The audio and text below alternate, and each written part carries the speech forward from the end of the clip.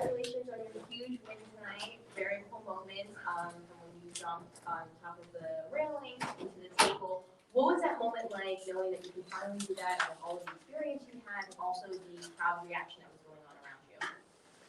Oh man, what was it like? That was probably the highest one I've ever done through tables like that. So, I mean, my heart was pumping pretty good.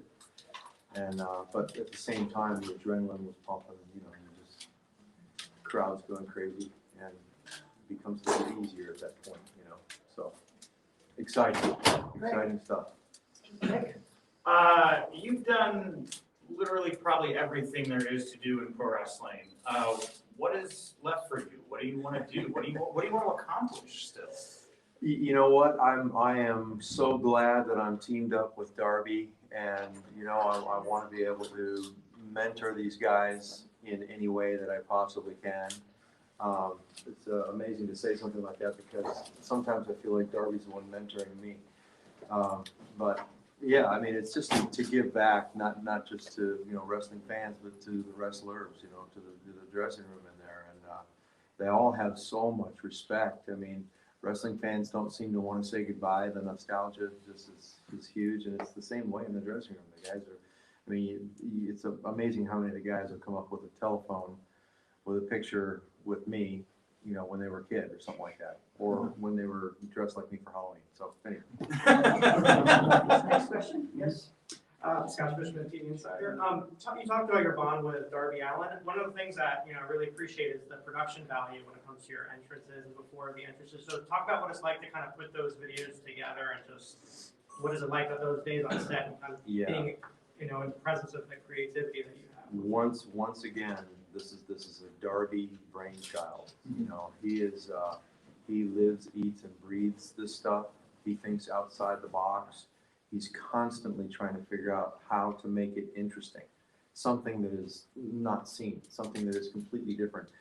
And I kind of think that this whole thing of the entrances of the big TVs or the big pay-per-views where you see a video like that is going to become more mainstream. I think it's going to happen like that. So it's his brainchild. Next question. Yes.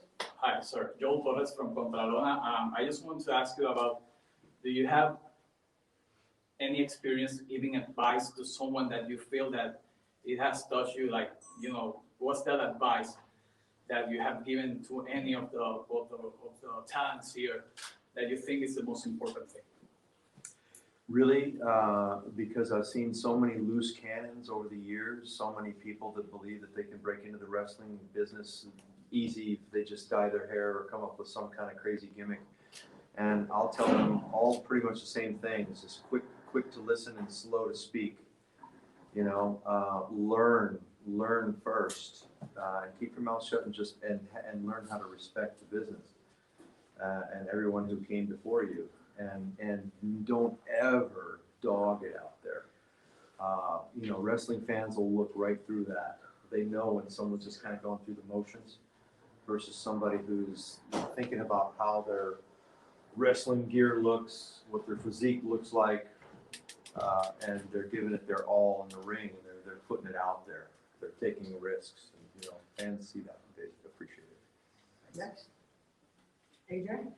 My name's AJ from the AJ Awesome Show, and I was interviewed with AJ Awesome once. Let's go. Let's go.